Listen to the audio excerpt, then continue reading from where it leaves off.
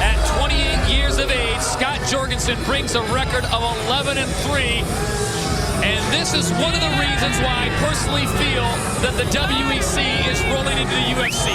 The type of fights that the bantamweights and Scott Jorgensen bring to the table. That's right. Jorgensen is an exciting fighter. Bottom line, all you got to do is watch his last fight with Brad Pickett to see that. He's the type of guy who just keeps getting better and better. And talk about active. This is his 7th fight in a year and a half. That is unheard of. And each fight, you can tell he's just putting in the work. And for this fight, too, been wrestling a lot with Boise State, who I believe is ranked like 2nd in the nation. And his wrestling's already solid. Of course, working his Muay Thai incessantly with trainer Kid Cope, and that's going to be a big key to victory in this fight. He's got to cut the ring off, and the best way to do that is with footwork and low kicks. As we take a look at our Bud Light fighter profile for Scott Jorgensen, a very strong wrestling base, an explosive striker, most of his wins coming by way of submission, and I would add to that his will. You literally have to choke this guy out to get a victory over him. He is not going away. And talking to him, he is so filled with confidence. He believes that his style will give Dominick problems, that he can just bully Dominick and make him fight his type of fight. His style will give us Sherman tank problems as Scott Jorgensen makes his way inside the cage as he goes after the bantamweight belt for both the UFC and the WEC.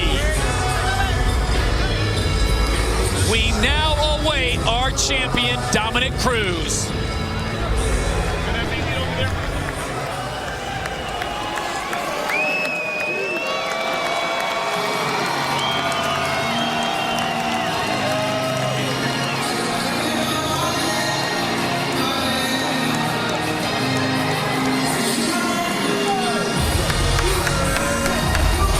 With a record of 16-1, he is the reigning and defending champion.